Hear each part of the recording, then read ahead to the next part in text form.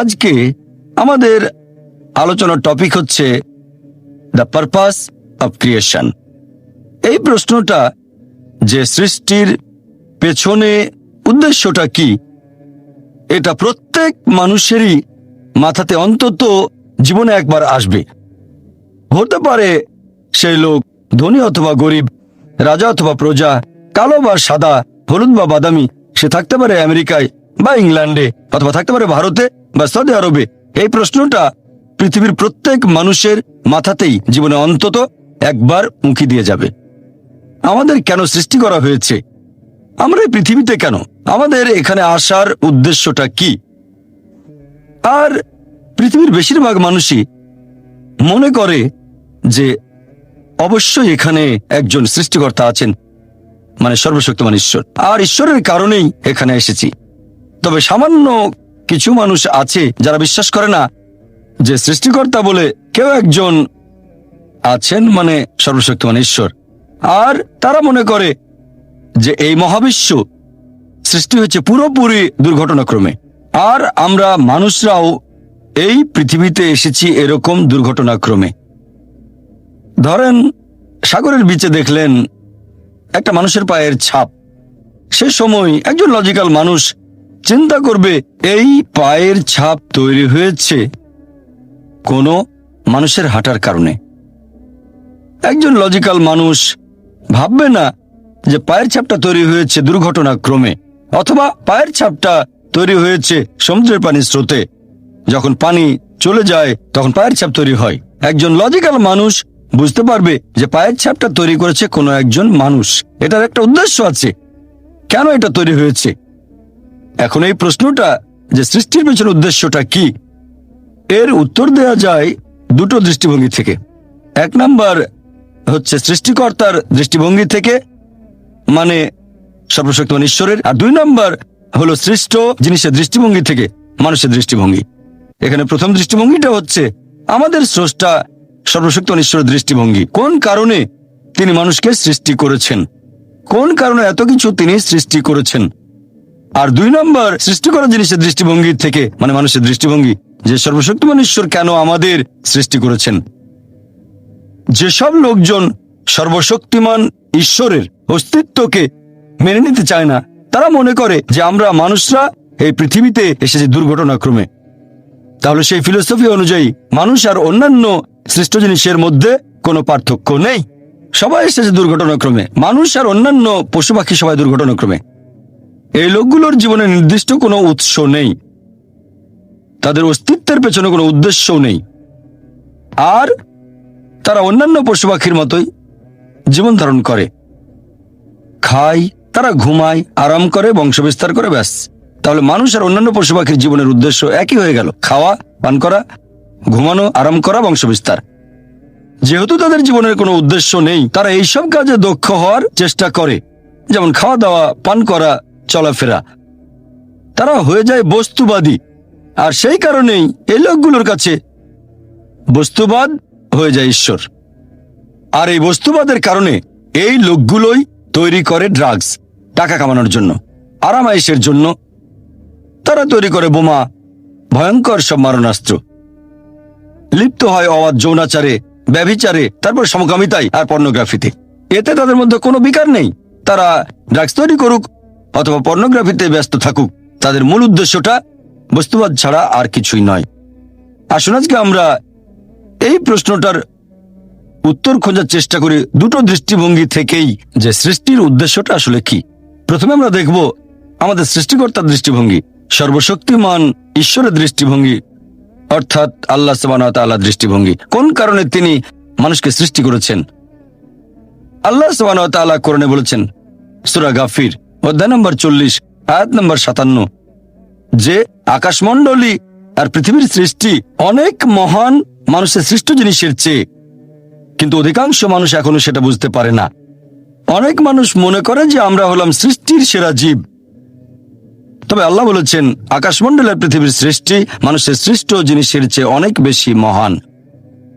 এখন যদি উত্তর দিতে হয় যে কেন আল্লাহ সুবহানাহু ওয়া তাআলা সর্বশক্তিমান ঈশ্বর আমাদের সৃষ্টি করলেন, আল্লাহ সুবহানাহু ওয়া তাআলার অন্যতম একটা বৈশিষ্ট্য, ঈশ্বরের বৈশিষ্ট্য হচ্ছে সৃষ্টিকর্তা, সেরা সৃষ্টিকর্তা। আর আল্লাহ পবিত্র কোরআনে বলেছেন সূরা মুমিনুন অধ্যায় নম্বর 23 আয়াত নম্বর 14 যে আমাদের স্রষ্টা আল্লাহ সুবহানাহু ওয়া তাআলা, তিনি সর্বোত্তম স্রষ্টা। যদি একজন স্রষ্টা থাকেন, তার বৈশিষ্ট্য যদি হয় সৃষ্টিকর্তা, তার সৃষ্ট জিনিস থাকতে হবে। যদি কোনো সৃষ্টি না থাকে তাহলে কোনো সৃষ্টিকর্তা থাকবে না। যেমন ধরেন, আপনি বললেন যে ওই লোকটা সেরা লেখক, তাকে প্রশ্ন করা হবে যে আপনি কি কি জিনিস লিখেছেন, আপনার লেখা বইগুলো কোথায়, আর্টিকেলগুলো কোথায়। সেই লোক তখন বই বা আর্টিকেল দেখালে আমরাও বলতে পারি যে হ্যাঁ, এই লোকই সেরা লেখক। একইভাবে আল্লাহ তাআলার অন্যতম একটা বৈশিষ্ট্য হচ্ছে সৃষ্টিকর্তা, সর্বোত্তম সৃষ্টিকর্তা। তাহলে অবশ্যই তার সৃষ্টি থাকবে। তবে তার মানে এই না যে আল্লাহ সুবহানাহু ওয়া তাআলা তার সৃষ্টির উপরে নির্ভরশীল। আল্লাহ পবিত্র কোরআনে বলেছেন সূরা জুমার অধ্যায় নম্বর 39 আয়াত নম্বর 62 যে আল্লাহ সুবহানাহু ওয়া তাআলা সবকিছুর স্রষ্টা এবং তিনি তার সৃষ্টির উপর নির্ভরশীল নন। তিনি এগুলোর উপর নির্ভর করেন না, তবে তার সৃষ্টি জিনিসগুলো তার উপর অবশ্যই নির্ভর করে। সৃষ্টিকর্তাকে আরবি করলে হবে খালিক, যিনি সৃষ্টি করেন। মূল আরবি শব্দ খালাকা। খালাকা এটাকে দুই ভাগে ভাগ করা যায়। খালাক শব্দের একটা মানে হচ্ছে একটা জিনিস থেকে অন্য কিছু জিনিস তৈরি। এই কাজটা আল্লাহ তাআলার পাশাপাশি আমরা মানুষ আর অন্যান্য পশু পাখিও পারি। যেমন ধরেন একজন কাঠমিস্ত্রি, সে তৈরি করে চেয়ার টেবিল, কাজটা করছে কাঠ আর পেরেক দিয়ে। তবে সেই কাঠ নেওয়া হয়েছে বন গাছ থেকে। কাঠমিস্ত্রি গাছটাকে তৈরি করেনি, কোন মানুষ তৈরি করেনি, তৈরি করেছে আল্লাহ তাআলা। পেরেকগুলো তৈরি করা হয়েছে ধাতু থেকে, যেটা সংগ্রহ করা হয় পাথর থেকে, আর এই পাথরও আল্লাহ সুবহানাহু ওয়া তাআলার সৃষ্টি। তাহলে মানুষ যেসব জিনিস তৈরি করতে পারে সেগুলো মৌলিক উপাদানের উপর নির্ভর করে, আর এই সবগুলো উপাদান বানিয়েছেন আল্লাহ তাআলা।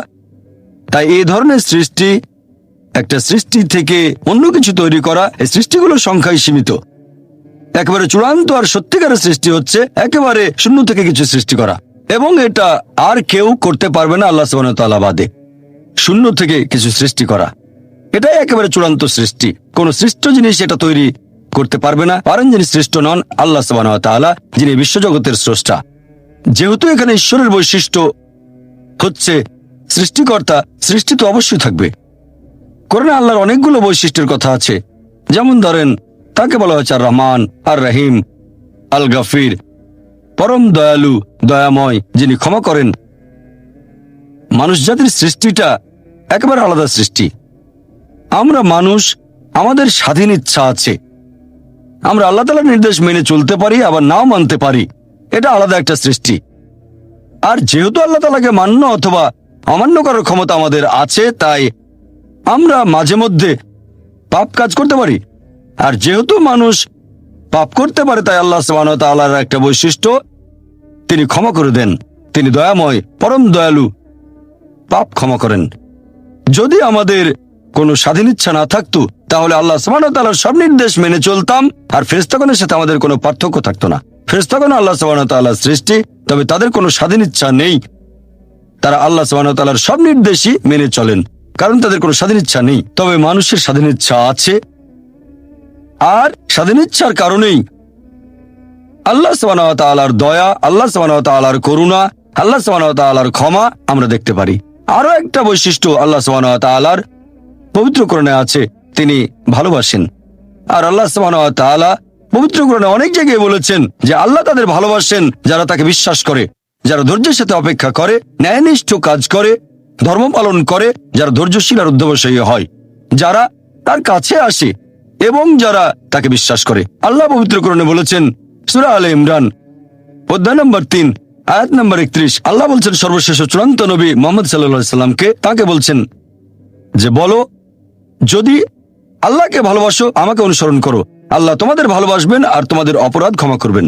আমাদের নবীকে নির্দেশ দিয়েছেন স্রষ্টা আল্লাহ সুবহানাহু ওয়া তাআলা মানুষকে বলার জন্য যে আল্লাহকে ভালোবাসলে তোমরা আমাকে অনুসরণ করবে, মানে নবীকে। আল্লাহ সুবহানাহু ওয়া তাআলা তোমাদের ভালোবাসবেন আর তোমাদের অপরাধ ক্ষমা করবেন। এরকম একটা হাদিস মুহাম্মদ সাল্লাল্লাহু আলাইহি সাল্লামের আছে তিরমিজিতে, আর এই হাদিসটাকে সহিহ বলেছেন শেখ নাসিরউদ্দিন আলবানী, সহিহ তিরমিজি হাদিস নাম্বার 3540। সেখানে প্রিয় নবী মুহাম্মদ সাল্লাল্লাহু আলাইহি সাল্লাম বলেছেন, যদি আল্লাহর কাছে যাও, আল্লাহ বলেছেন যদি আমার কাছে আসো আমি তোমাদের ডাকে সাড়া দেব, আর যদি তোমরা ক্ষমা প্রার্থনা করো আমি তোমাদের ক্ষমা করব। যদি তোমাদের পাপ আকাশের মেঘ ছুঁয়ে যায়, অমুক লোক ভালো হবে না খারাপ হবে, সে কাউকে খুন করবে কি করবে না, বা কাউকে ধর্ষণ করবে কিনা, অথবা চুরি করবে কিনা, অথবা ভালো কাজ করবে কিনা, সে বেহেশতে যাবে নাকি দোজখে, সবকিছু আগে লেখা থাকলে আমরা কি করব? এখানে কার দোষ? যদি কাউকে খুন করি আল্লাহ আমার কদরে লিখেছেন, আমি খুন করবো আর করে ফেললাম, এই দোষটা কার? দোষ তো আল্লাহর। তাহলে আমাকে দোজখে পাঠানো হবে কেন? আর এটা খুবই লজিক্যাল প্রশ্ন। এই প্রশ্নের উত্তরে বলবো, আমাদেরকে এই কদর বা নিয়তির ধারণা আগে বুঝতে হবে যে আল্লাহ সুবহানাহু ওয়া তাআলা আগে থেকে লিখে রেখেছেন একটা মানুষ কখন জন্মাবে, তারপরে সে কোন দেশে জন্মাবে, কখন মারা যাবে, কোন দেশে মারা যাবে। আল্লাহ পবিত্র কোরআনে বলেছেন সূরা ইসরা অধ্যায় 17 আয়াত নম্বর 14 যে যখন কোনো শিশু জন্ম নেয় তার কর্মগুলো আমি তার গ্রীবালগ্ন করে দিই। একজন মানুষের ব্যাপারে আল্লাহ জানেন সে কি করবে, ভালো না খারাপ, সঠিক না বেঠিক, সে বেহেশতে যাবে নাকি দোজখে যাবে। তবে আল্লাহ সুবহানাহু ওয়া তাআলার আছে ইলমে গায়েব।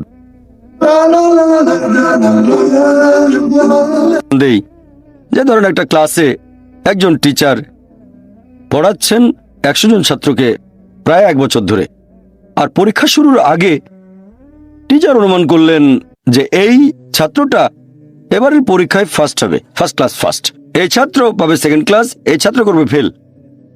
এটা আমি উদাহরণ হিসেবে বলছি। এর কিছুদিন পরে পরীক্ষা হয়ে গেল, প্রথম ছাত্র হলো ফার্স্ট ক্লাস ফার্স্ট, এই ছাত্র সেকেন্ড ক্লাস, আর ওই ছাত্রটা করলো ফেল। এখন আপনাদের প্রশ্ন করি, যে ছাত্র ফেল করেছে সে কি টিচারকে বলবে আপনি বলেছিলেন যে আমি ফেল করব তাই ফেল করেছি? এখানে দোষটা কার? টিচারের নাকি ছাত্রের? কার দোষ?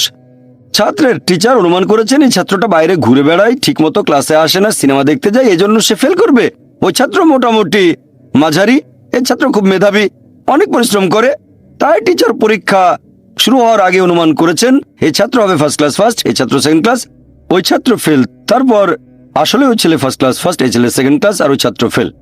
টিচার অনুমান করেছেন, তার মানে এই না যে দোষটা টিচারেরই হবে। টিচার সবাইকে পড়িয়েছেন সঠিকভাবে, সমানভাবে। একইভাবে আল্লাহ সুবহানাহু ওয়া তাআলার আছে ইলমে গায়েব। তিনি ভবিষ্যৎ সম্পর্কে জানেন। কিছু জিনিস ঠিক করা আছে যে এই লোকটা জন্মাবে অমুক দেশে, জন্মাবে অমুক দিনে, আর সে মারা যাবে অমুক দেশে অমুক তারিখে, ইত্যাদি ইত্যাদি। তার পরিবেশ ধনী হবে নাকি গরিব হবে। তবে পছন্দটা এখানে আপনার। যেমন ধরেন 12 স্ট্যান্ডার্ড পাস করার পরে অপশন আপনার হয়তো ইঞ্জিনিয়ার হবেন, অথবা ডাক্তার হবেন, বা একজন আইনজীবী। এখানে পছন্দ আপনার, ঠিক করলেন আপনি হবেন ইঞ্জিনিয়ার। এখন আল্লাহ এটা আগে থেকেই জানেন যে 12 স্ট্যান্ডার্ড পাস করার পরে আপনি ইঞ্জিনিয়ার হওয়ার চেষ্টা করবেন, তাই আল্লাহ আগে লিখে রেখেছেন। ব্যাপারটা এমন না যে আল্লাহ লিখে রেখেছেন বলে আপনি বেছে নিচ্ছেন। যেহেতু আপনি এটাই বেছে নেবেন তাই আল্লাহ আগে লিখে রেখেছেন। এখানে পছন্দ আপনার, তবে আল্লাহ আপনার পছন্দ জানেন। যেমন ধরেন একটা রাস্তার মোড়ে আসলেন, সামনে 5টা রাস্তা, রোড নাম্বার 1, 2, 3, 4, 5। এখানে পছন্দ আপনার, বেছে নিতে পারেন রোড নাম্বার 1, 2, 3, 4, 5। আপনি গেলেন রোড 2-এ, এটা আগে থেকেই লেখা আছে আপনার নিয়তিতে যে আপনি যাবেন 2 নম্বর রোডে। ব্যাপারটা এমন না যে আল্লাহ লিখেছেন বলে আপনি করছেন। যেহেতু আপনি এটাই বেছে নেবেন তাই আল্লাহ আগে লিখে রেখেছেন। তাহলে পছন্দ আপনার। আপনি চাইলে টাকা উপার্জন করতে পারেন ভালো কাজের মাধ্যমে, হালাল উপায়ে, অথবা পারেন চুরি করে হারাম উপায়ে। পছন্দ আপনার। ধরেন চুরি করলেন, এটা আপনার সিদ্ধান্ত। তবে আল্লাহ আগে থেকে জানেন যে এই লোকটা সহজে টাকা পেতে চায়, তাই চুরি করবে। তাই আল্লাহ আগে লিখে রেখেছেন যে এই লোকটা 25 বছর বয়সে চুরি করবে। এখানে দোষটা কার? দোষ আসলে আপনার। তবে আল্লাহর আছে ইলমে গায়েব, তাই তিনি আগেই লিখে রেখেছেন। সিদ্ধান্তটা আপনার। আল্লাহ তাআলা মানুষদের দিয়েছেন স্বাধীন ইচ্ছা। আপনি আল্লাহ তাআলাকে দোষ দিতে পারবেন না আপনার পাপের জন্য। যদি আপনি দোজখে যান, যাবেন আপনার পাপ কাজগুলোর জন্য, আর যদি বেহেশতে যান সেটার কারণ হবে আল্লাহ সুবহানাহু ওয়া তাআলার অসীম করুণা। আসলে এবারে আমরা এই সৃষ্টির পেছনের উদ্দেশ্যটাকে দেখি আরেকটা দৃষ্টিভঙ্গিতে। সৃষ্টি করা জিনিসের দৃষ্টিভঙ্গি, মানুষের দৃষ্টিভঙ্গি থেকে সৃষ্টির পেছনের উদ্দেশ্য, সেটা হচ্ছে সর্বশক্তিমান ঈশ্বর কোন কারণে মানুষ সৃষ্টি করেছেন।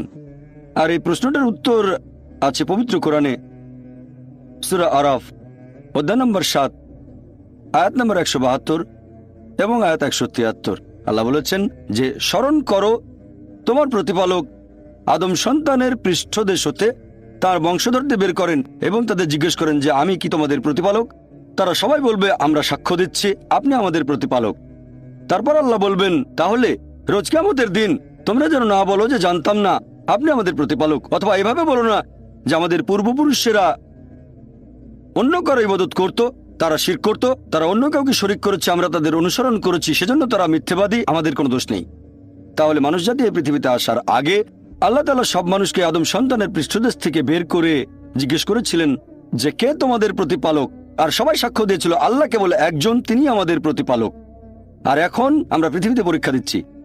আল্লাহ পবিত্র কোরআনে বলেছেন, আমার লেকচারের শুরুতেও কোরআনের আয়াতটা বলেছিলাম, সূরা জারিয়াত অধ্যায় নম্বর 51 আয়াত নম্বর 56, আল্লাহ বলেছেন যে আমি সৃষ্টি করেছি জিন এবং মানুষ যাতে তারা আমার ইবাদত করে। ওমা খালাকতুল জিন্না ওয়াল ইনসা ইল্লা লিয়াবুদুন। আমি সৃষ্টি করেছি জিন এবং মানুষ যাতে তারা আমার ইবাদত করে। তাহলে মানুষ এবং জিন সৃষ্টি করার পেছনের উদ্দেশ্যটা হচ্ছে যাতে তারা আল্লাহ তাআলার ইবাদত করে। ইবাদতের ইংরেজি ওয়ারশিপ, আর আপনারা দেখবেন এই ইংরেজি শব্দ ওয়ারশিপ এসেছে প্রাচীন একটা ইংরেজি শব্দ থেকে, ওয়ার্তেস্কাইফ, যার মানে সম্মান করা। আর আপনারা যদি নতুন সংস্করণের ওয়েবস্টার ডিকশনারি দেখেন, সেটা বলছে ওয়ারশিপ মানে কোনো ঈশ্বর বা দেবতার আরাধনা করা এবং সম্মান করা, ঈশ্বরের আরাধনা এবং সম্মান করা। আর এই ওয়ারশিপ শব্দের আরবি করলে হবে ইবাদা। ওমা খালাকতুল জিন্না ওয়াল ইনসা ইল্লা লিয়াবুদুন। এই ওয়ারশিপ শব্দের আরবি হচ্ছে ইবাদা। এই ইবাদার মূল আরবি শব্দ হচ্ছে আব্দ, যার মানে হচ্ছে ভৃত্য। আর একজন ভৃত্যের দায়িত্ব তার মনিবের যাবতীয় ইচ্ছার আদেশগুলো পালন করা। তাহলে ইবাদা মানে আল্লাহ সুবহানাহু ওয়া তাআলার ইচ্ছার কাছে সম্পূর্ণভাবে আত্মসমর্পণ করা। ইবাদা মানে আমাদের স্রষ্টা আল্লাহ তাআলার যাবতীয় ইচ্ছার কাছে সম্পূর্ণভাবে আত্মসমর্পণ করা। আর আপনারা খেয়াল করলে দেখবেন যে এটাও একটা ইবাদতের অংশ হবে যদি আল্লাহ সুবহানাহু ওয়া তাআলার প্রশংসা করেন।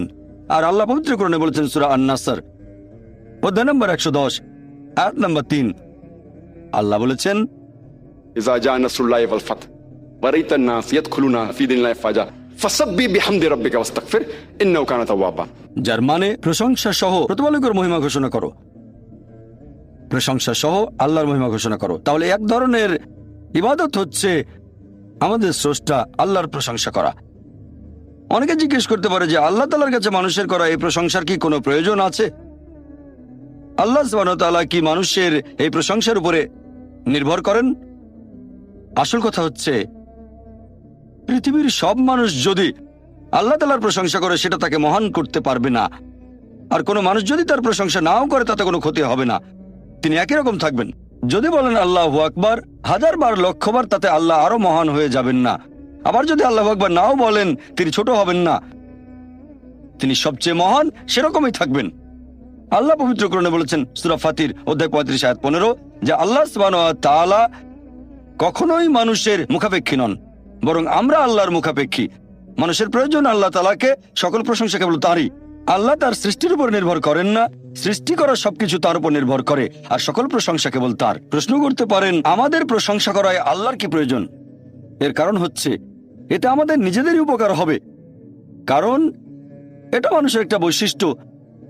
যখন কারো প্রশংসা করছি, হয়তো সে লোক খুব বিখ্যাত, আমরা তার কথাগুলো মেনে চলি।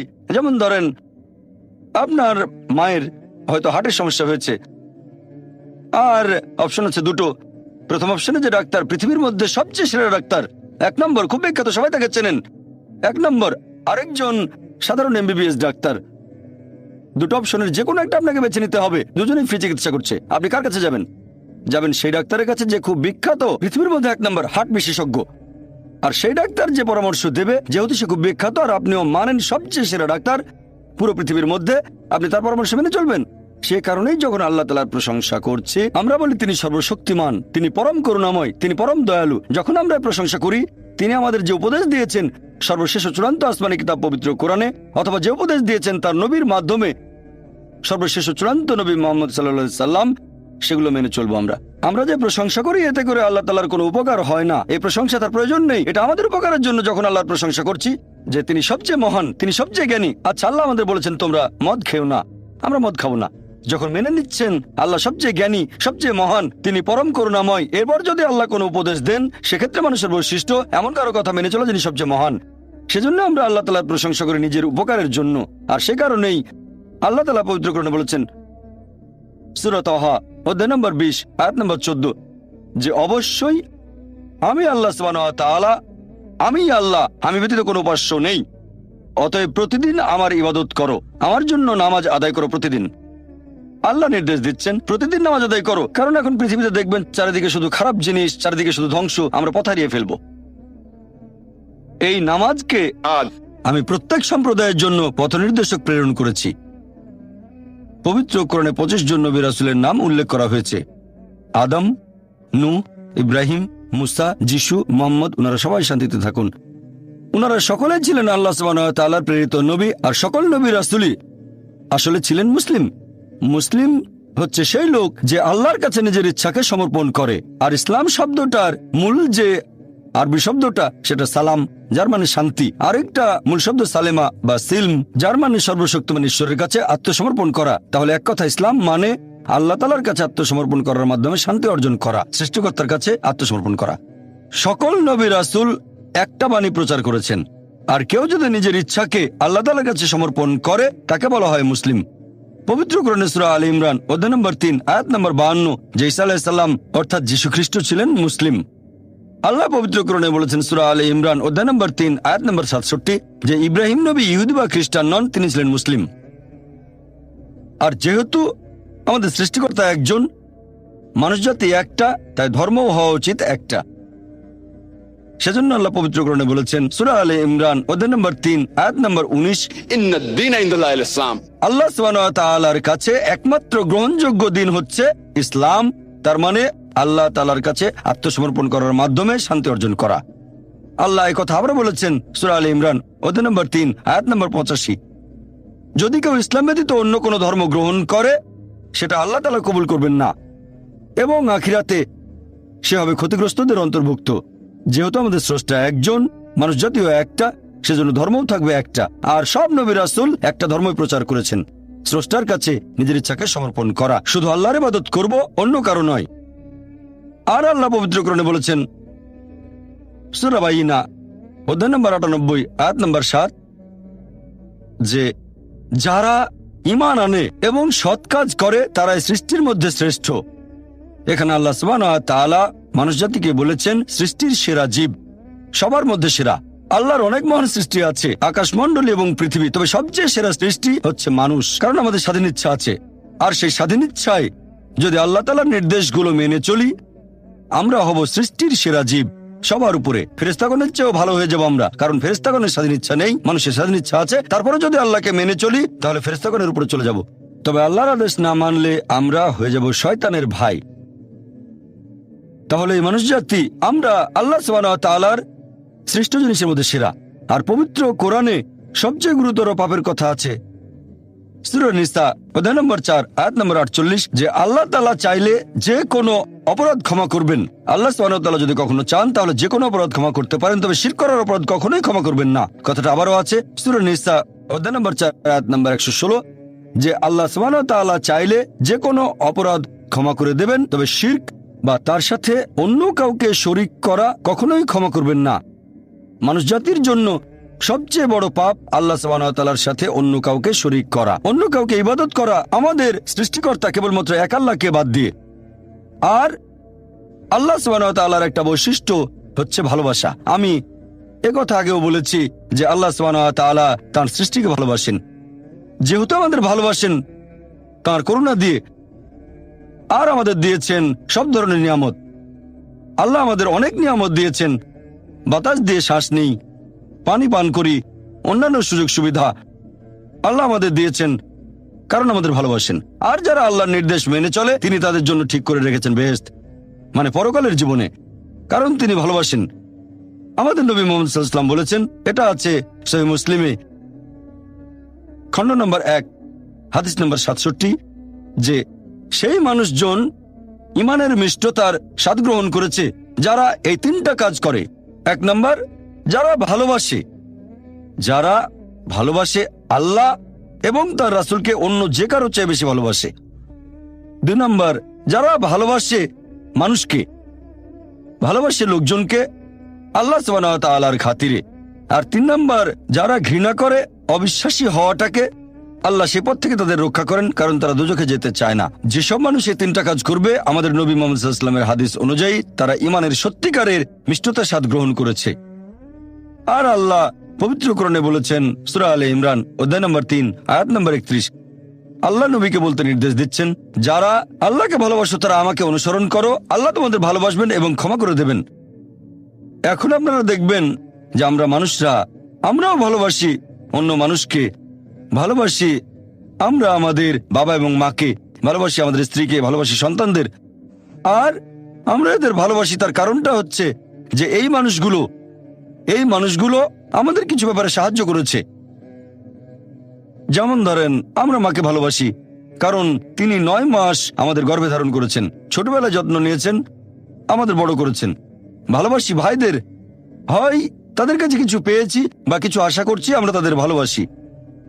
এভাবে দেখলে আল্লাহ তাআলা আমাদের অনেক সাহায্য করেছেন। আল্লাহ পবিত্র কোরআনে বলেছেন, সূরা ইব্রাহিম অধ্যায় নম্বর 14 আয়াত নম্বর 34, যদি তোমরা আল্লাহ তাআলার অনুগ্রহ গণনা করো তার সংখ্যা নির্ণয় করতে পারবে না। তাহলে সামান্য কিছু সাহায্যের জন্য বাবা মাকে যদি আমরা এত ভালোবাসি, আল্লাহ সুবহানাহু ওয়া তাআলাকে কত ভালোবাসা উচিত। ভালোবাসা বিভিন্ন রকম, আমরা মানুষরা পশু পাখিদেরও ভালোবাসি, মানুষদেরও ভালোবাসি। তবে পশু পাখির প্রতি আমরা যে ভালোবাসা দেখাই সেটা একটু আলাদা ধরনের, মানুষের প্রতি মানুষের ভালোবাসার চেয়ে একটু আলাদা। একইভাবে আল্লাহ সুবহানাহু ওয়া তাআলার প্রতি ভালোবাসা, এটা মানুষের প্রতি মানুষের ভালোবাসার চেয়ে বেশ আলাদা হবে, এটার অবস্থান অনেক উপরে। আল্লাহর প্রতি ভালোবাসা আরো উপরে। এর পেছনের উদ্দেশ্যটা আরেকটা দৃষ্টিভঙ্গি থেকে দেখি, এটা হলো মানুষের দৃষ্টিভঙ্গি, যে এই পৃথিবীতে আমাদের অস্তিত্বের পেছনের উদ্দেশ্যটা কি। আল্লাহ আমাদের বানিয়েছেন, পৃথিবীতে পাঠিয়েছেন, এখানে আমাদের প্রয়োজনটা কি, আমাদের এই অস্তিত্বের উদ্দেশ্যটা কি।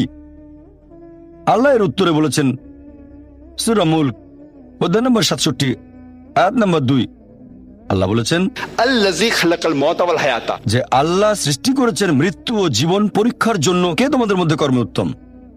আল্লাহ সৃষ্টি করেছেন জীবন ও মৃত্যু পরীক্ষার জন্য, কে তোমাদের মধ্যে কর্মে উত্তম। আল্লাহ পবিত্র কোরআনে বলেছেন, সূরা আলে ইমরান অধ্যায় নম্বর 3 আয়াত 185, আল্লাহ বলেছেন, কুল্লু নাফসিন যায়কাতুল মউত, প্রত্যেক জীব মৃত্যুর স্বাদ গ্রহণ করবে, আর চূড়ান্ত বিচার হবে রোজ কিয়ামতের দিনে। যাকে সেদিন দোজখ থেকে রক্ষা করা হবে আর বেহেশতে দাখিল করা হবে, সেই পৃথিবীর উদ্দেশ্য অর্জনে সফল কাম। কারণ এই পার্থিব জীবন ছলনাময় ভোগ ব্যতীত আর কিছুই নয়। তার মানে এই পৃথিবীতে আমাদের ইহকাল, এটা পরকালের জন্য একটা পরীক্ষা। যদি আল্লাহ সুবহানাহু ওয়া তাআলার আদেশগুলো মেনে চলেন তাহলে পরকালের জীবনে বেহেশতে যেতে পারবেন, আর আদেশগুলো না মানলে বেহেশতে যেতে পারবেন না, দোজখে যাবেন। তাহলে এই জীবন আমাদের অস্তিত্বের পেছনের উদ্দেশ্য, আল্লাহ বলছেন পরকালের জন্য পরীক্ষা। আর আল্লাহ পবিত্র কোরআনে বলেছেন, সূরা আনকাবুত অধ্যায় নম্বর 29 আয়াত নম্বর 2, যে তোমরা কি মনে করো আমরা ঈমান এনেছি এটা বললেই তোমাদের ছেড়ে দেওয়া হবে? তোমাদের অবশ্যই পরীক্ষা নেব। যদি শুধু মুখে বলেন আল্লাহকে বিশ্বাস করি, আমি একজন মুসলিম, আমি একজন মুমিন, এটা বললেই আল্লাহ ছেড়ে দেবেন? এখানেই পরীক্ষা শেষ। আল্লাহ বলছেন, তোমরা জানো না আমি পরীক্ষা করব? শুধু বললেন আমি একজন মুসলিম, শুধু মুখে বললেন আমি বিশ্বাসী, মুখে বললেন আমি আল্লাহর কাছে নিজের ইচ্ছাকে সমর্পণ করি, তাহলে আপনাকে ছেড়ে দেওয়া হবে না। আল্লাহ অবশ্যই পরীক্ষা করবেন। আল্লাহ পবিত্র কোরআনে বলেছেন, সূরা বাকারা অধ্যায় নম্বর 2 আয়াত নম্বর 155, আমি অবশ্যই তোমাদের পরীক্ষা করব ক্ষুধার ভয় দিয়ে, জীবন আর ধন সম্পদের ক্ষয়ক্ষতি দিয়ে এবং ফল ও ফসলের ক্ষয়ক্ষতি দিয়ে। আর শুভ সংবাদ দাও তাদের যারা ধৈর্যশীল, আল্লাহ সবাইকে পরীক্ষা করবেন ভয় দিয়ে, ক্ষুধা দিয়ে, জীবন আর ধন সম্পদের ক্ষয়ক্ষতি দিয়ে, ফল ফসলের ক্ষয়ক্ষতি দিয়ে। আল্লাহ অবশ্যই পরীক্ষা করবেন। আর আল্লাহ এক একজনকে এক একভাবে পরীক্ষা করেন। আল্লাহ পবিত্র কোরআনে বলেছেন, সূরা আনাম অধ্যায় নম্বর 6 আয়াত নম্বর 165, আল্লাহ বলেছেন যে তিনি কিছু মানুষকে অন্যদের তুলনায় বেশি মর্যাদা দান করেছেন। আল্লাহ সুবহানাহু ওয়া তাআলা কিছু মানুষকে অন্য মানুষদের তুলনায় বেশি মর্যাদা দিয়েছেন। আল্লাহ কোরআনে বলেছেন, সূরা নাহল অধ্যায় নম্বর 16 আয়াত নম্বর 71, যে তিনি কিছু মানুষকে অন্য মানুষের তুলনায় শ্রেষ্ঠত্ব দান করেছেন। আল্লাহ এই কথা আবারও বলেছেন, সূরা আনাম অধ্যায় নম্বর 6 আয়াত নম্বর 165, যে আল্লাহ সুবহানাহু ওয়া তাআলা কিছু মানুষকে অন্যদের তুলনায় বেশি মর্যাদায় উন্নীত করেছেন, আর তিনি যা দিয়েছেন তার ভিত্তিতেই তোমাদের বিচার করা হবে। এখানে অনেক লোকজন এভাবে প্রশ্ন করে, আল্লাহ তাআলা এখানে সুবিচার করবেন কিভাবে? কেউ হয়তো জন্মায় গরিব পরিবারে, আবার কেউ জন্মায় ধনী পরিবারে, কেউ জন্মায় ভালো স্বাস্থ্য নিয়ে, কেউ জন্মায় অসুস্থ হয়ে। এটাই তো অবিচার। আল্লাহ তাআলা সুবিচার করেন না। তিনি এইসব আলাদা মানুষের জন্য আলাদা বিচার করবেন কিভাবে? আমরা জানি যে পার্থিব জীবনে আছে জন্ম আর মৃত্যু, বিভিন্ন অসুখ হতে পারে, কেউ গরিব কেউ ধনী, এই সবই আসলে পরীক্ষা। আর আল্লাহ পবিত্র কোরআনে বলেছেন, সূরা আনফাল অধ্যায় নম্বর 8 আয়াত নম্বর 28, আল্লাহ বলেছেন যে অবশ্যই তোমাদের ধন সম্পদ আর সন্তান সন্ততি এগুলো তোমাদের জন্য পরীক্ষা। এরপর সূরা মুনাফিকুন অধ্যায় নম্বর 63 আয়াত নম্বর 9, যে তোমাদের সম্পদ আর সন্তান সন্ততি যেন তোমাদেরকে আল্লাহ তাআলার স্মরণে উদাসীন না করে। আল্লাহ তাআলা এক একজন মানুষকে এক একভাবে পরীক্ষা করেন। আপনি যদি কাউকে জিজ্ঞেস করেন যে ভালো কাজগুলো কি কি আর ভালো কাজগুলো কি, এ ব্যাপারে আস্তিক নাস্তিক সব ধরনের মানুষই তখন বলবে ভালো কাজ হচ্ছে দান করা, নিজে সন্তুষ্ট থাকা। কয়েকটা ভালো কাজের কথা বললে দান করা থাকবে। এখন একজন মানুষ পরোপকারী কি না সেটা আল্লাহ কিভাবে পরীক্ষা করবেন? কিন্তু সবার সম্পদ যদি সমান থাকে, পরীক্ষার ব্যাপারটা তাহলে আসবে কিভাবে? পরীক্ষা তখনই নেওয়া যাবে যখন কেউ হবে ধনী আর কেউ হবে গরিব। তাই আল্লাহ তাআলা এক একজনকে এক একভাবে পরীক্ষা করেন। হয়তো কেউ জন্ম নিয়েছে ধনী পরিবারে, তাই সম্পদ অনেক বেশি, আবার কেউ জন্মায় গরিব হয়ে। তবে যে লোকটা ধনী, ইসলামিক শরিয়া অনুযায়ী ইসলাম ধর্মের একটা স্তম্ভ হচ্ছে জাকাত, যে প্রত্যেক ধনী লোক যাদের সঞ্চয় নিসাব লেভেলের উপরে 85 গ্রাম স্বর্ণ, সে প্রতি হিজরি বছরে সেই সঞ্চয়ের 2.5% জাকাত হিসেবে দান। অনেকে এভাবে বলে যে কোন কারণে আল্লাহ সুবহানাহু ওয়া তাআলা কিছু মানুষকে জন্ম থেকেই বানিয়েছেন স্বাস্থ্যবান, কিছু মানুষকে আল্লাহ সুস্বাস্থ্য দেন, আর কেউ জন্মায় অসুখ বিসুখ নিয়েই, হয়তো বংশগত কোনো রোগ, হার্ট ডিজিজ, কেউ বা জন্মায় বিকলাঙ্গ হয়ে। আল্লাহ কি অবিচার করছেন? আল্লাহ পবিত্র কোরআনে বলেছেন সূরা নিসা অধ্যায় নম্বর 4 আয়াত 40, আল্লাহ সুবহানাহু ওয়া তাআলা কারোর সাথে অনুপরিমাণে জুলুম করেন না। এটা একটা পরীক্ষা। আল্লাহ এক একজনকে এক একভাবে পরীক্ষা করেন। এরকম হতে পারে যে শিশু এখন জন্মাচ্ছে, সে সময় মাসুম, নিষ্পাপ, তার কোনো দোষ নেই। আর পবিত্র কোরআন বলছে সূরা আনফাল অধ্যায় নম্বর 8 আয়াত নম্বর 28, যে তোমাদের ধন সম্পদ আর সন্তান সন্ততি তোমাদের জন্য পরীক্ষা। আল্লাহ কথাটা আবারও বলেছেন অধ্যায় নম্বর 63 আয়াত নম্বর 9, যে তোমাদের ধন সম্পদ সন্তান সন্ততি তোমাদেরকে যেন আল্লাহ তাআলা স্মরণে উদাসীন না করে। এরকম হতে পারে যে পরীক্ষা নেওয়া হচ্ছে বাবা মার, এটা বাবা মার জন্য পরীক্ষা। এরপর আপনারা দেখবেন যখন কোনো মানুষের উপর বিপর্যয় আসে, সেটা হয় পরীক্ষা অথবা একটা শাস্তি। যে লোকগুলো আল্লাহ তাআলার পথ থেকে দূরে সরে গেছে তাদের জন্য এটা শাস্তি, আর যারা আল্লাহর পথে আছে তাদের জন্য পরীক্ষা। হতে পারে যে বাবা মা খুব ভালো মুসলিম, 5 ওয়াক্ত নামাজ পড়েন, হয়তো জাকাত দিয়েছেন, হজ পালন করেন, রমজান মাসে রোজা রাখেন, আল্লাহ তাদের একটা সন্তান দিলেন জন্ম থেকে যার হার্টে সমস্যা। সত্যিকারের মুসলিম, সত্যিকারের মুমিন বলবে আলহামদুলিল্লাহ, আল্লাহ তাআলা তোমাকে অনেক ধন্যবাদ। আল্লাহ তাদের পরীক্ষা করছেন। আরেকটা লোক যে কৃতজ্ঞ নয় আর এই পরীক্ষায় হয়তো পাশও করবে না, সে বলবে কেন? সে লাফালাফি শুরু করবে, আল্লাহর কাছে অভিযোগ করবে যে কেন আল্লাহ তাআলা আমাকে এমন বিকলাঙ্গ সন্তান দিলেন জন্ম থেকে যার হার্টের সমস্যা। আর পরীক্ষা যত কঠিন, পুরস্কার তত বেশি। পরীক্ষা যত কঠিন, পুরস্কারের পরিমাণ তত বেশি। যেমন ধরেন আপনি পরীক্ষা দিচ্ছেন বিএ ডিগ্রি এক্সামিনেশন, যদি পাশ করেন তাহলে আপনি graduate, BA graduate in arts. তবে যদি এমবিবিএস পরীক্ষায় পাশ করেন তাহলে গ্র্যাজুয়েট হবেন, নামের আগে ডক্টর বসাবেন, ডক্টর। কিন্তু এমবিবিএস পরীক্ষায় পাশ করা এটা বিএ পরীক্ষায় পাশ করার চেয়ে অনেক বেশি কঠিন। তাহলে পরীক্ষা যত কঠিন, পুরস্কারও তত বেশি। হতে পারে আল্লাহ এই বাবা মাকে সাধারণ বেহেশতে পাঠাতে চান না, পাঠাবেন জান্নাতুল ফেরদৌসে। তারা ধার্মিক, তারপরও আল্লাহ তাদের বেশি পুরস্কার দিতে চাচ্ছেন। আর এই কারণে আমাদের প্রিয় নবী মুহাম্মদ সাল্লাল্লাহু আলাইহি সাল্লাম বলেছেন, এটা আছে সুনান আল তিরমিজিতে, এক লোক জিজ্ঞেস করলো এই পৃথিবীতে কাকে সবচেয়ে বেশি পরীক্ষা দিতে হয়? নবী উত্তরে বললেন যে আল্লাহ সুবহানাহু ওয়া তাআলার সকল নবী রাসূলকে সবচেয়ে বেশি পরীক্ষা দিতে হয়। এরপরে যারা নবী রাসূলগণের ঘনিষ্ঠ, যারা নবী রাসূলগণের মতো, তারপরে যারা সাহাবীগণের মতো। আর একজন লোকের ঈমান যত বেশি মজবুত, পরীক্ষাটা তত বেশি কঠিন। তাকওয়া যত বেশি থাকে, আল্লাহ তত কঠিন পরীক্ষা দেবেন।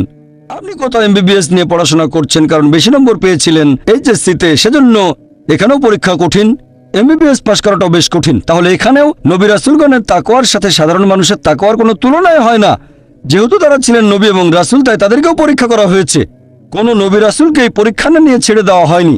তাদের তাকওয়া লেভেল অনেক উপরে। নবী রাসূলকে অনেক বেশিবার পরীক্ষা করা হয়েছে সাধারণ মানুষের চেয়ে। আপনার বাচ্চা অনেক বেশি, অনেক কঠিন। তাহলে আপনার তাকওয়া যদি বেশি হয়, আল্লাহ আপনাকে পরীক্ষা করবেন। সত্যিকারের মুমিন কোন বিপর্যয়ের মধ্যে পড়লে বলে, সুবহানাল্লাহ, সকল প্রশংসা আল্লাহর, আলহামদুলিল্লাহ। সে ধরে নেয় এটা একটা পরীক্ষা। কোনো বিপর্যয় আসলে সেটা হয় একটা পরীক্ষা অথবা একটা শাস্তি।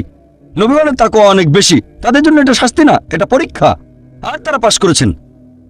যদি কারো জীবনে কোনো ভালো কিছু ঘটে, সেটা হয় একটা পুরস্কার অথবা পরীক্ষা। সম্পদ হতে পারে পুরস্কার অথবা একটা পরীক্ষা।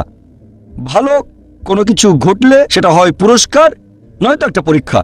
অনেকে আল্লাহর পথ থেকে দূরে সরে যায়, তারপরে বলে আমাকে সম্পদ দাও, আল্লাহর সম্পদ দেন। তারপরে তারা পরীক্ষা ফেল করে। তাহলে এই পৃথিবীতে তারা তাদের ইচ্ছে মতো আরামায়েশ করে, কিন্তু আখিরাতে শুধু ক্ষতিগ্রস্ত হয়। দান একটা পরীক্ষা, সন্তুষ্ট হওয়া পরীক্ষা, সন্তান সন্ততিও পরীক্ষা। অনেক সময় আমরা মুসলিমরা আল্লাহ তাআলার কাছে অভিযোগ করি যে আল্লাহ, তোমার কাছে এত দোয়া করি তবু তুমি কবুল করো না কেন? আল্লাহ পবিত্র কোরআনে বলেছেন, তোমরা আমাকে ডাকো, আমি তোমাদের ডাকে সাড়া দেবো। তবে আমার আপনার ডাকে আল্লাহ সবসময় সাড়া দেন না। পরস্পর বিরোধী মনে হচ্ছে। আল্লাহ বলেছেন আমাকে ডাকো, আমি সাড়া দেবো। তবে অনেক সময় দোয়া করছি কিন্তু কবুল হচ্ছে না। আল্লাহ পবিত্র কোরআনে বলেছেন সূরা বাকারা অধ্যায় নম্বর 2 আয়াত 216, তোমরা যা পছন্দ করো সেটা হয়তো তোমাদের জন্য ভালো না, আর যেটা পছন্দ করো না সেটা হয়তো ভালো। তোমরা এটা জানো না, তবে আল্লাহ জানেন। উদাহরণস্বরূপ, ধরেন একজন তরুণ ছেলে, বয়স হয়তো 20 বছর, সে দোয়া করছে, হে আল্লাহ সুবহানাহু ওয়া তাআলা, একটা BMW দিয়ে দাও। জানি না BMW নাম শুনেছেন কিনা, BMW মোটরসাইকেল। আমি চাই একটা BMW মোটরসাইকেল, খুব ভালো মোটরসাইকেল। ছেলেটা দোয়া করলো, আল্লাহ সাড়া দিলেন না। হয়তো আল্লাহ জানেন যে আল্লাহ যদি তাকে মোটরসাইকেল দিতেন, সে অ্যাক্সিডেন্ট করতো, পা ভেঙে ফ্র্যাকচার হতো, পঙ্গু হয়ে পড়ে থাকতো। তাহলে এখানে আল্লাহ সুবহানাহু ওয়া তাআলা তার ডাকে সাড়া দিয়েছেন সাড়া না দেওয়ার মাধ্যমে। আল্লাহ তার ডাকে সাড়া দিয়েছেন সাড়া না দেওয়ার মাধ্যমে। আল্লাহ তাকে মোটরসাইকেল দেননি কারণ সে ভালো বান্দা, সে খুব ভালো মানুষ, সে যা যাচ্ছে তা ভালো হবে না আমি জানি, কিন্তু সে জানে না, তাই আল্লাহ দিচ্ছেন না। এভাবে আল্লাহ সাড়া দিচ্ছেন সাড়া না দেওয়ার মাধ্যমে। আবার কিছু লোকজন আছে, যেমন আল্লাহ বলেছেন পবিত্র কোরআনে সূরা বাকারা অধ্যায় নম্বর 2 আয়াত 15-16, এখানে ভণ্ডদের কথা বলা হচ্ছে। আল্লাহ তাদের রশি দেবেন, তারা বিভ্রান্তের মতো ঘুরে বেড়াবে। তারা সম্পদ চেয়েছে, আল্লাহ দিয়েছেন। অনেকে আছে যারা আল্লাহর সাথে অন্য কাউকে শরীক করে, তারা বলে অনেক সম্পদ চাই, আল্লাহ তাদের সম্পদ দেন। এটা তাদের জন্য আসলে একটা পরীক্ষা। এভাবে তারা নিজেদের কবর খুঁড়ছে। তাই আমরা কখনোই হতাশ হব না। আল্লাহ তাআলা আছেন সব সময়, আল্লাহর উপর সবসময় ভরসা রাখবেন। সেই কারণেই পবিত্র কোরআন অনুযায়ী আত্মহত্যা হারাম। সূরা নিসা অধ্যায় 4, তোমরা নিজেকে হত্যা করো না, আত্মহত্যা করো না, নিশ্চয়ই আল্লাহ পরম দয়ালু, সাহায্য করবেন, তার উপর ভরসা করবেন। যখন কোনো লোক আত্মহত্যা করে তখন মনে হবে সে অকৃতজ্ঞ। সে ভাবছে আল্লাহ আমাকে অনেক বিপদে ফেলেছে, এটা কোনো সুবিচার না, এভাবে বেঁচে থাকার কোনো মানে হয় না, তাই শেষ করে দেব। আল্লাহ পবিত্র কোরআনে বলেছেন সূরা বাকারা অধ্যায় নম্বর 2 আয়াত 286, এটা সূরা বাকারার একেবারে শেষ আয়াত, যে আল্লাহ সুবহানাহু ওয়া তাআলা কারো উপরেই তার সাধ্যের অতিরিক্ত বোঝা চাপিয়ে দেন না। আল্লাহ কারো উপরে এমন কোনো বোঝা চাপিয়ে দেন না যেটা তার সাধ্যের অতিরিক্ত। এটা আয়াতের প্রথম অংশ। এই আয়াতটাতে আরো বলা হয়েছে আমরা এই দোয়া করব, ইয়া আল্লাহ সুবহানাহু ওয়া তাআলা, আমাদের উপর সাধ্যের অতিরিক্ত বোঝা চাপিয়ে দিও না। আয়াতের প্রথম অংশে আল্লাহ কথা দিয়েছেন যে আমাদের উপর তিনি সাধ্যের অতিরিক্ত বোঝা চাপাবেন না। তাহলে আমরা কেন দোয়া করব যে হে আল্লাহ আমাদের সাধ্যের অতিরিক্ত বোঝা চাপিয়ে দিও না? এর কারণ হচ্ছে আমরা নিজেদের কবর খুঁড়ি, আমরা নিজেদের উপর সাধ্যের অতিরিক্ত বোঝা চাপিয়ে দিই, সমস্যা বাধা আমরাই বলছি অনেক সম্পদ দাও, আল্লাহ দিচ্ছেন। তাই আমরা আল্লাহর কাছে দোয়া করছি আল্লাহ যেন নিজেদের কারণে নিজেদের উপর সাধ্যের অতিরিক্ত বোঝা না চাপিয়ে দেন। আমরা সবসময় আল্লাহ তাআলার উপর ভরসা করব, একমাত্র তার ইবাদত করব। তিনি আমাদের স্রষ্টা। আমাদের অস্তিত্বের পেছনের উদ্দেশ্য হচ্ছে আল্লাহ সুবহানাহু ওয়া তাআলার ইবাদত করা, অন্য কারো নয়। পৃথিবীর জীবন পরকালের জন্য পরীক্ষা। আল্লাহর আদেশ মেনে চলেন আর সন্তুষ্ট থাকেন। যেরকম পরীক্ষায় সামনে পড়ুক, সত্যিকারের মুসলিম সবসময় বলবে আল্লাহকে ধন্যবাদ। সাধারণত আমরা অভিযোগ করি আমাদের এটা নেই, আমাদের ওটা নেই। জীবনের জন্য সবচেয়ে গুরুত্বপূর্ণ জিনিস কি? কেউ বলবে খাবার, কেউ বলবে পানি, সবচেয়ে গুরুত্বপূর্ণ বাতাস। কয়েক মিনিটের জন্য নিঃশ্বাস বন্ধ করেন, মারা যাবেন। আমাদের মধ্যে কেউ কি আল্লাহ সুবহানাহু ওয়া তাআলাকে জন্য ধন্যবাদ জানিয়েছেন যে বাতাস দিয়েছো সেজন্য অনেক ধন্যবাদ? আমাদের মধ্যে কতজন এটা করেছে? আমরা কি এটা বুঝতে পারছি? ফ্রি বাতাস তো ফ্রি পাচ্ছি আর কি। আমরা শ্রদ্ধা করবো আল্লাহ তাআলার নিদর্শনগুলোকে, শ্রদ্ধা করবো আল্লাহর নিয়ামতগুলোকে। এবারে শেষ পয়েন্টটা নিয়ে বলি যে আল্লাহ সুবহানাহু ওয়া তাআলা কেন এই পৃথিবী সৃষ্টি করলেন। এই পৃথিবী সৃষ্টির উদ্দেশ্যটা আসলে কি? আল্লাহ পবিত্রকরণে বলেছেন সূরা ইব্রাহিম অধ্যায় নম্বর 14 আয়াত 32 ও 33 যে আল্লাহ সুবহানাহু ওয়া তাআলা আকাশমণ্ডল ও পৃথিবী সৃষ্টি করেছেন আর আকাশ থেকে পানি বর্ষণ করান, এর সাথে দিয়েছেন ফলমূল। তিনি নৌযানকে মানুষের অধীন করেছেন যাতে সেগুলো আল্লাহর বিধানে সমুদ্রে বিচরণ করে। তিনি মানুষের কল্যাণে নিয়োজিত করেছেন নদীসমূহকে। তিনি তোমাদের জন্য সৃষ্টি করেছেন চাঁদ ও সূর্য, তোমাদের জন্য সৃষ্টি করেছেন রাত ও দিন। তাহলে বিশ্বজগতের এইসব সৃষ্টি এগুলো করেছেন মানুষের জন্য। আল্লাহ এই পুরো বিশ্বজগৎ সৃষ্টি করেছেন মানুষের জন্য। আর এটা আমাদের দায়িত্ব যে আমরা আল্লাহ সুবহানাহু ওয়া তাআলাকে ধন্যবাদ জানাবো এইসব নিয়ামতের জন্য। ধন্যবাদের পাশাপাশি আমাদের দায়িত্ব যে আমরা এই সব কিছু যত্ন নেব। এই কারণেই আল্লাহ সুবহানাহু ওয়া তাআলা পশু পাখি সৃষ্টি করেছেন। তবে পশু হত্যা করা এটা নিষিদ্ধ, প্রাণী হত্যা নিষিদ্ধ। মুহাম্মদ সাল্লাল্লাহু আলাইহি ওয়াসাল্লাম একটা হাদিস বলছে, টার্গেট প্র্যাকটিসের জন্য পশু পাখি হত্যা করো না। হ্যাঁ, যেসব পশুর মাংস খেতে আল্লাহ সুবহানাহু ওয়া তাআলা অনুমতি দিয়েছেন সেটা আমরা খেতে পারি, আল্লাহ যেভাবে বলেছেন সেই নিয়মে, যেভাবে নবী বলেছেন। তবে টার্গেট প্র্যাকটিস, এরকম অনেক লোক দেখি যারা এই নিয়মগুলো ধ্বংস করতে চায়। টার্গেট প্র্যাকটিস করে আর বিভিন্ন পশুর মাথা ঝুলিয়ে রাখে তাদের ড্রয়িং রুমে। আল্লাহ সৃষ্টি করেছেন পাহাড় পর্বত, আমরা সেগুলো জয় করতে চাই, মাউন্ট এভারেস্টের চূড়ায় উঠি।